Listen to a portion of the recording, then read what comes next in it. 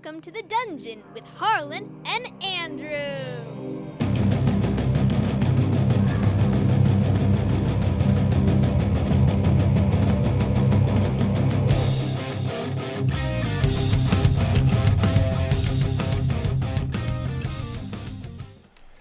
All right.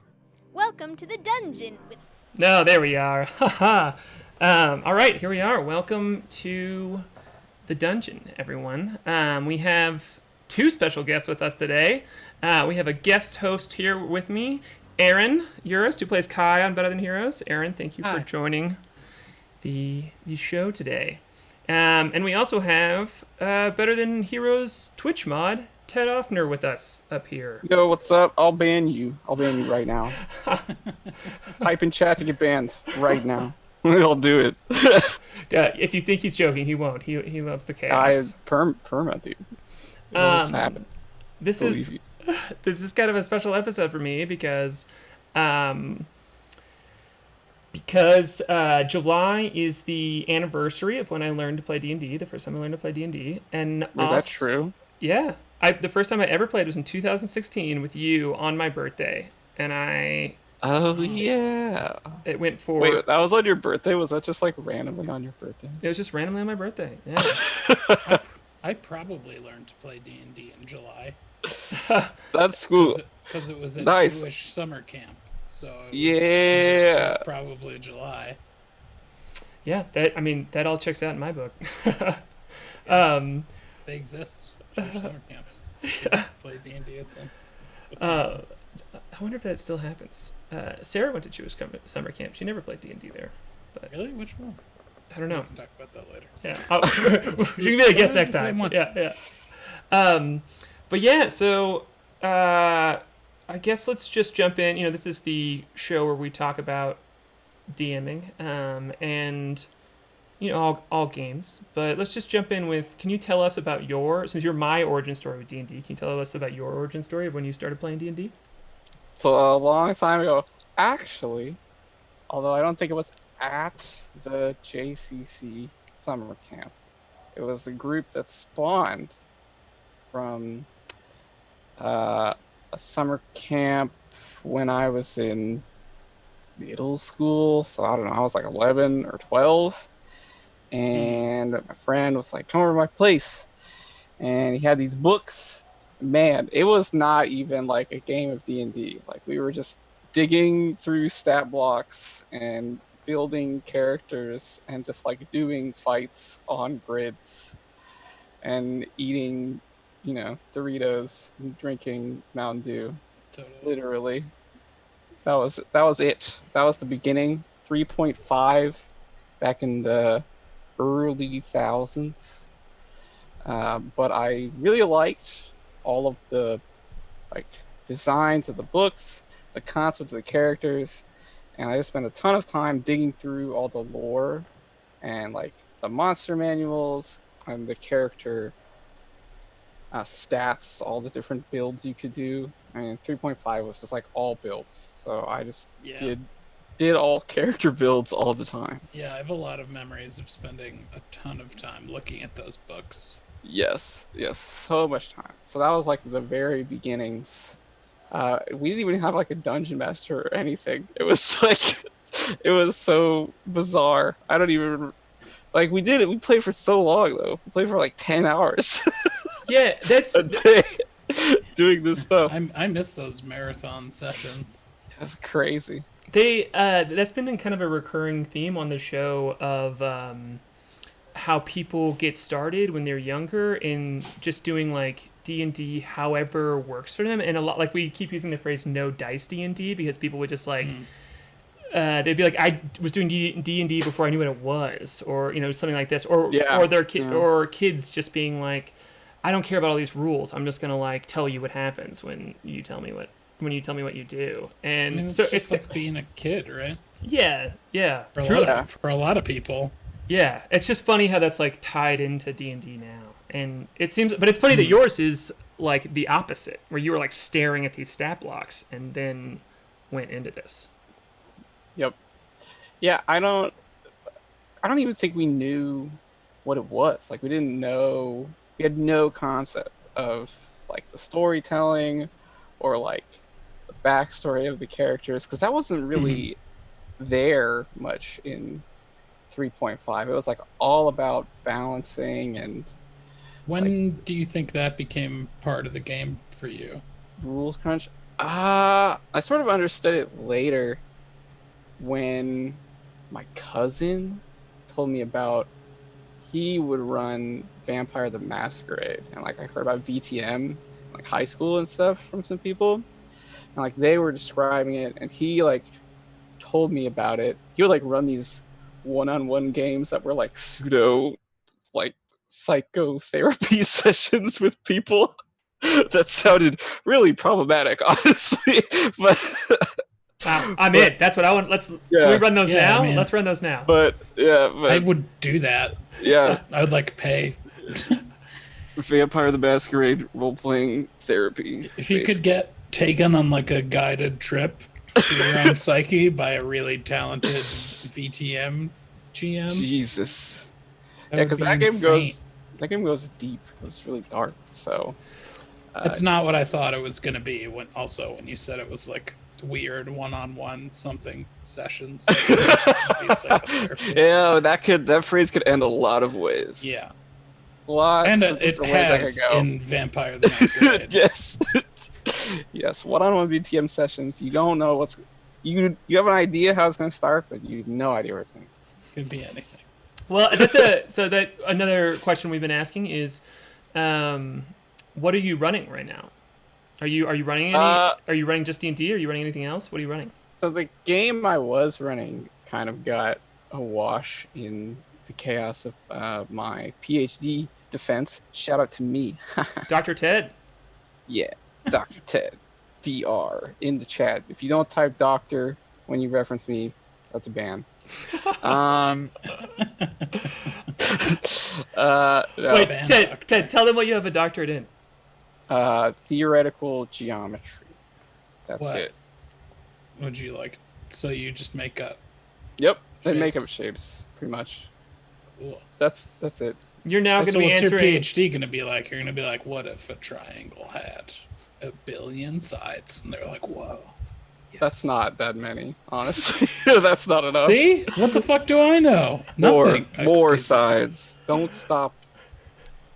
Keep going. Well, now it's cool. And I feel bad for... See? Boom. Boom. This is like fractals and stuff. I don't do fractals, but I know people do fractals. Is that like... Okay. Sounds like a personal preference thing. Yeah, it's a do preference. It fractals. gets a preferencing. It Something is. happened. is Something like happened in my past. Yeah, you know. Yeah. This is can't why really- this is why I love talking to Ted, is because like even when he's not talking about fantasy worlds, it kind of sounds like you're talking about a fantasy world. I am. Yeah, and it's Life is a fantasy world. You know what I mean? so you're not currently running any games, but like have you ever run anything else besides Kinda D&D? on hold. Well, I was. I've never run anything besides D&D myself. I've thought about it. I've worked on it, like some kind of custom rule stuff, but I've never actually done it. I think the only games I've run are 5th edition games. Okay, cool. And, yeah. Do you have an opinion on 5th edition versus other editions and other games that you've... I didn't play 4th edition. That's like the hot debate. So I don't really know. It seemed like it would play pretty well at a table, but sort of lacked, what would I say, kind of flavor, kind of spice that you want out of the details of the system. But it did seem very workable, which is nice. I think in terms of 5th edition, I like the way that it feels very open-ended in its structure. Like it's sort of presented in a way where that facilitates kind of fast and looseness with the rules, like rules that even if you get them wrong, still will work pretty well, which is hard to do for a role playing system. Yeah, so let's. Many systems fall victim to just being like too, fiddly. You're Aaron and I play a lot of D&D together now. Ted, you and I play D&D together. You're a big inspiration for my DM style, or like you are my Okay. I don't know. Good. Yeah, but so can you talk a little bit about? I know your opinions, but I would love to hear you talk about like what's your DM style. Talk about it a little bit. It's kind of hard to tell myself what it is, but I would say I lean a lot on improv. I mean, I have like a improv training background experience, so I lean into that a lot. Like that's kind of what I want to do when I'm at the table. I don't know. There's a lot of times when you're running a game, it feels like you have all this like work to do. Like you're coming in, it's like I gotta have all this stuff, and you kind of I feel like if you get, I mean, there's like definitely some you have to do, like things you have to know. Be ready to provide like some kind of story, when it's necessary, if and when it's necessary. But if you if you lean too much on that, if you make it sort of too much of an effort for yourself, you kind of don't get to play the game. You know what I mean? It's like you're sitting down to play a game. So I like to sort of leave things open for myself, give myself room to not really know what's going on, so that I'm forced to kind of fill in on the fly, forced to kind of adjust around where the players are going and what they're doing, and sort of what they're reaching for in the world around them. And so that's more fun to me. It's more exciting. It's sort of more chaotic and hectic and spur of the moment. It's a kind of controversial style in that way, because you have to really track carefully like what is going on moment by moment, because you don't sort of have like a very set plan that you can lean on one way or another, but it also lets you pick up what the players are putting down very well, I have found. Yeah, I mean, I agree. I think that is. I believe in that. I think you're right. Do you what if you I think for a lot of people who don't have your background, like improving can be super intimidating. Do you have any like if someone was considered themselves a dungeon master who did these things, who like prepped and had everything ready, and that's how they DM'd, but they wanted to do more, wanted to do these sessions that were more loose. How would you recommend someone start doing that?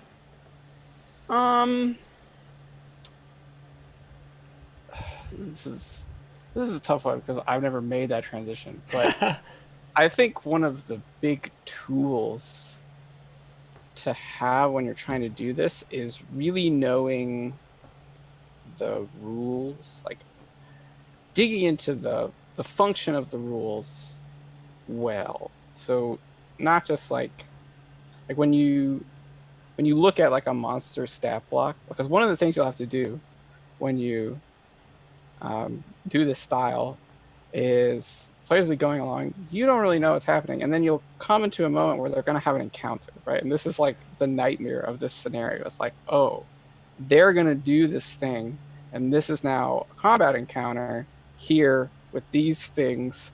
I don't know what they are. So at that moment, you need to understand what kind of stats are here, like what the numbers are and what they mean, like what kind of dice sizes are important here, what kind of HP pools are important here. So like digging into the math and sort of understanding structure of things, like on my DM screen, it has like all of the weapon categories with their damage ranges and like their dice on them. So I mean that's really easy then to just manufacture a bunch of enemies with this stuff. They just have this thing. So you just have those stats there. You don't need to have like the balance paired necessarily all mathed out for it. So you don't have to get a PhD in math to improv a D&D session?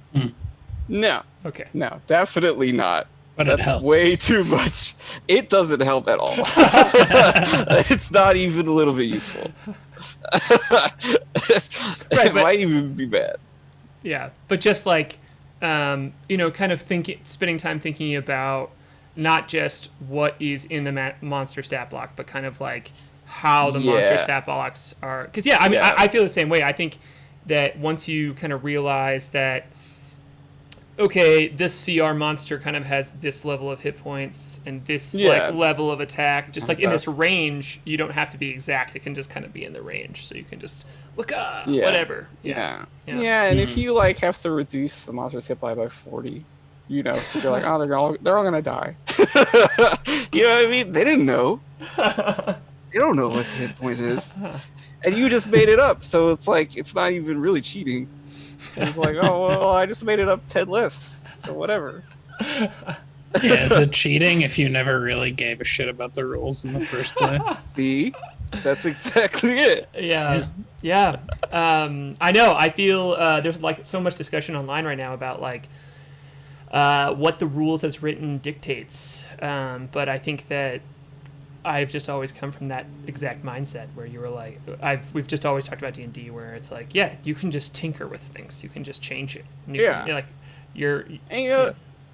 There's always room to like just really let things go. Say, all right, this is how it is. Here we go. Like you flipped the ship on Monday, and it's just like, I don't know, the ship's flipped now, so there you go. There you go. Yeah.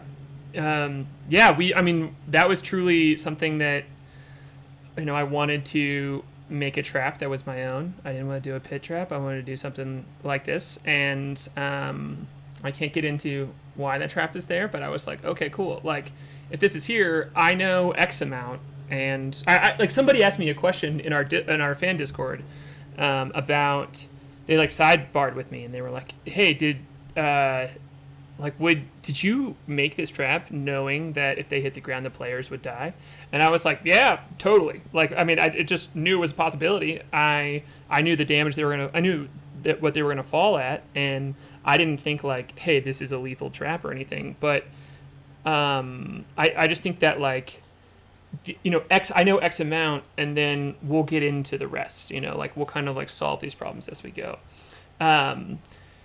So I'm gonna break our structure real quick because this ties into a question that's been asked in chat, which I would love to talk to you about, but I do want to get to our random table too. Okay. So definitely ask questions in chat. This is the time to, if you have questions for Ted or any of us, throw them in the chat. It can be random DM questions too, random D&D questions. Just hit us up. But someone asked if you, being with your background, could explain gravity in space. So gravity in space, D&D gravity. D&D gravity. So I think we've had a lot of discussions. You want like actual gravity space, or like on a boat?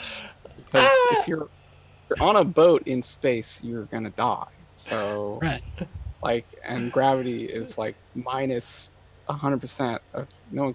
Who cares about gravity? You're on a boat in space. You're dead.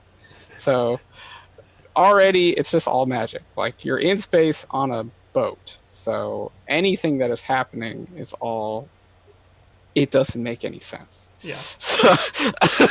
So how would that work? It doesn't work. Good talk.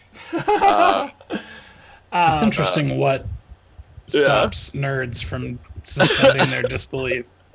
Yeah, like how would gravity work in space? How does it actually work? You know, big stuff pulls small things. More or less. Almost that's entirely it.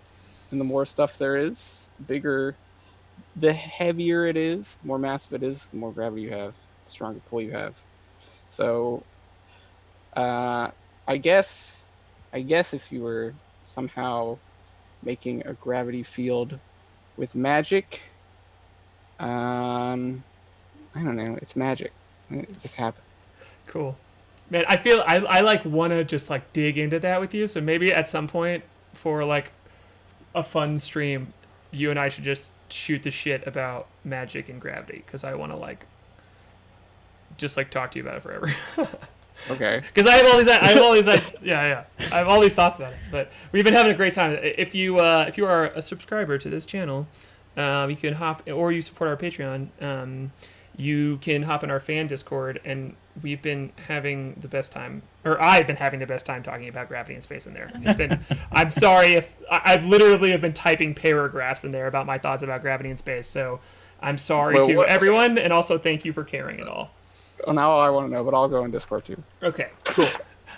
Okay, let's get to the thing we do on the show is we have our guests roll on the random table of questions as we are DMs stalking, and we use random tables sometimes. It's so true. If you could just roll a d20 for me, I will tell you what question you get. And 4. 4. All right. What is your favorite enemy? Favorite enemy? Yeah. I like ropers, or any kind of roper style. See? That's where it comes from. No, truly. Ted and I have never talked about ropers. and I've never grab. used them in a game with him. This is... yeah. Any enemy that can like grab them and pull them in and then do stuff to them, that's like the best because, you know, it's like a positioning game. So if you just mess that up, then they panic. Mm-hmm. That's the best. Cool. That's a good one. All right, let's see. I'm going to roll one more time. Let's just do another random question. Wait, hold on. Before we go, Aaron, what's your favorite monster to fight? My favorite monster to fight. I really like fighting enemies that use magic.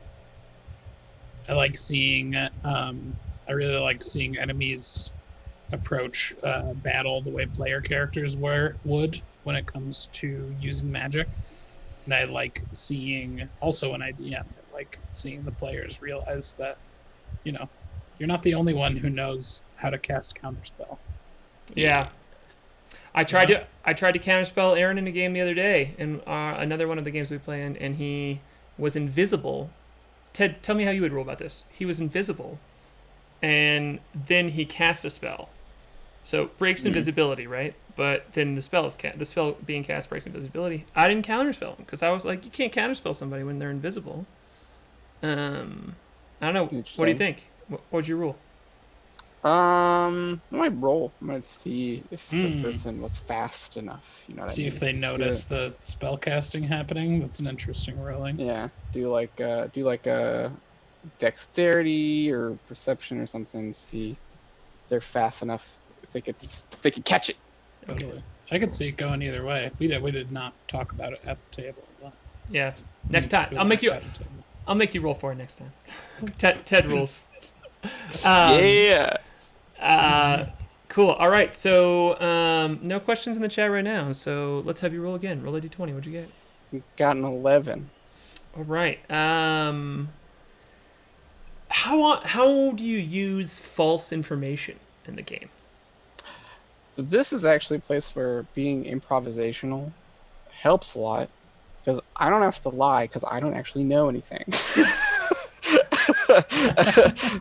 is one of the best things about it is that the players sit there, they're like, what's he thinking? And you're like, I literally got no plans, guys. You're just like, so Yeah.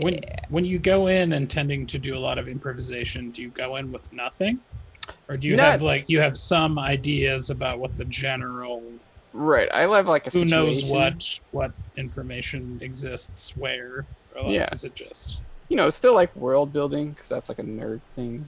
You have the world built. You have kind of like what's going on, and you kind of have like the plot thread of the surroundings. What they'll hear at the rumors or whatever. This is going on there. That's going on here. But then like, what exactly the quest is gonna be? I don't know. It depends on where they want to go, who they want to interact with. And then if I see like a chance, it's like yes. So and then it's really just rolling with it, just things just happening, coming out of my head. So you don't feel like you use red herrings? Like, do you ever like intentionally feed players false information in some way, or?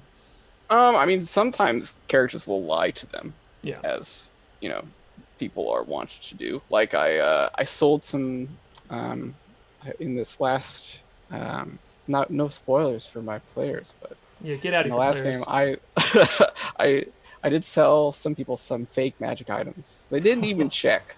I was just like, this amulet wards off stuff, and they were like haggling. They're like, oh, that amulet sounds dope. Will you give it to us for half price? And they were like, yeah. Yep. For sure.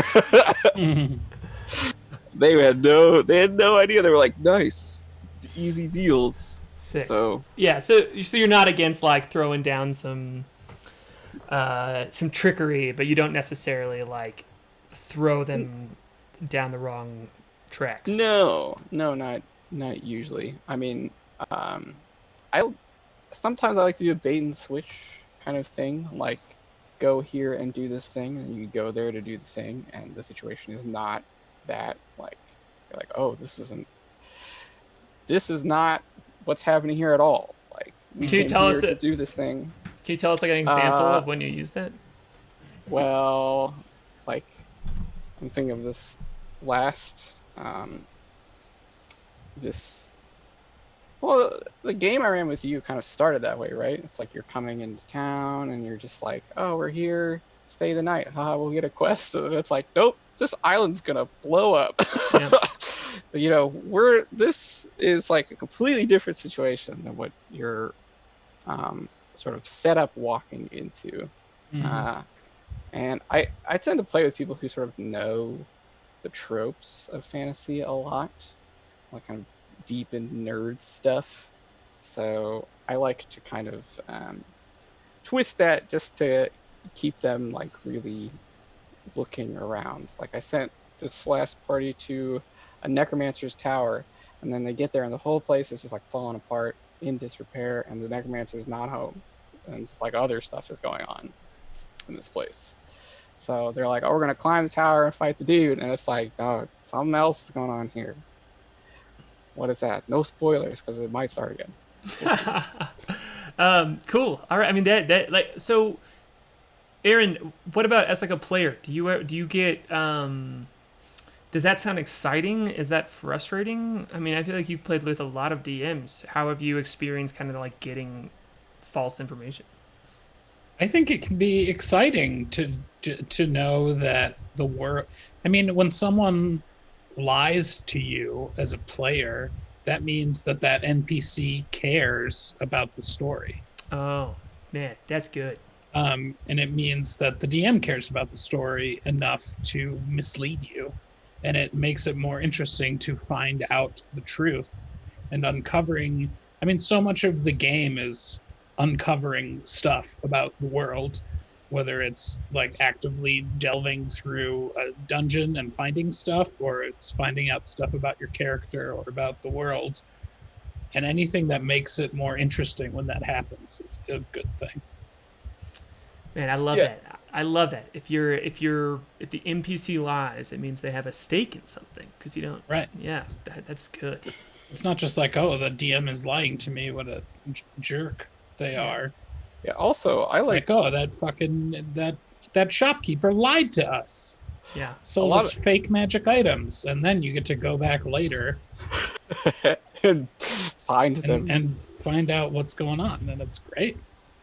Yeah, a lot of the times when I end up sort of misleading or sort of laying a false lead, it's my idea is that the people they're asking don't really know like the details of the situation. Like you don't just find someone in town who's like up on everything that's happening with this place you're going where mysterious things are occurring. They'll just tell you some stuff that they heard that they think is going on. Maybe this person who's really interested in it thinks they know a lot and has all these ideas, but then you go there and you find out it's a different thing, you know. Right. That's the impression people have, but the reality is this other thing is going on. So you sort of Totally. have Like that. if these, go ahead. Sorry. No, go ahead. I was just gonna say it's more, if these characters feel like real people who have, and real people have varied interests and lie about stuff for all kinds of reasons. Yeah, all the time. I feel like that's or when tell you. the truth for all kinds of reasons all the time. I think that's often when I played with people when I DM for people who have played a lot of video games, it's a hard transition for them of like this there isn't like a right answer to get this NPC to do what you want or whatever. Like, and this NPC, you can't just be like, what is everything you know, bot? Like, What do you? yeah. Yeah. Can you tell us the answer to this question? Yeah, it's like, yeah, you have to. They have a thing that they want from you, or they just have like an impression of you, or whatever. And sometimes that bridge gets burnt, and you just don't get to talk to them anymore, or whatever. So, yeah, Sure. yeah, It also depends on the game, and it depends Truly. on the players. yeah, Some Yep. people want to go into a town and be like, all right, let's find the guy with the yellow exclamation mark above his head yes, and have him tell us about the quest he wants to send us on. Yeah. And other people, like us, want to make friends with a horse. Yeah. yeah, Put the horse in the jar next. Yes. yeah. There's It's in in a our different game. yeah. We're friends with a talking horse named Honeycrisp. it was a Nice. That happened in the first session. And it almost didn't happen. We almost didn't even deal with that. that was There's a real like TED improvisation moment for me where I just like wrote down some. I made a list of like weird NPCs in the town, and I was just like, yeah, hell yeah, there's a talking horse that's like pretending to not be a talking horse because it's confused about being a talking horse, just because it made me laugh. And then you all of a sudden were in the That's good. stables, and all of a sudden did a perception check to like make sure no one was listening, and Yeah. then now there's this NPC that has been with you the whole game. such a great Yeah. moment in game to realize, like, oh, this horse can understand us and is trying to pretend that it can't. It was such a cool dynamic. It Yeah. was so fun. Yeah, It's you, the best love it. game. you can thank Ted for that. Well, cool, Ted. My bad. That's our that's our time. All right. Before we go, do you have anything you want to plug? Is there anything you want to? It doesn't have to be your own. Anything? Not right now. Nothing? I have an album out there. If you search my name, Ted Ofner, Oh, you'll find my album. that's a somewhere good on plug. the internet. It's on Spotify. Give it a listen. So, I'll tweet it. I'll tweet it from It's our a decent album. our account. I'll post it in our Discord. It's good. Oh, Woo! I love listening to it. And any parting advice of DMs? Do you have like a thing that you want to shout out to them? Yeah, just roll with the things. Just let things happen. Just accept what's happening and let things come out of your mouth that you didn't even know, that you didn't have written down, and then write them down later.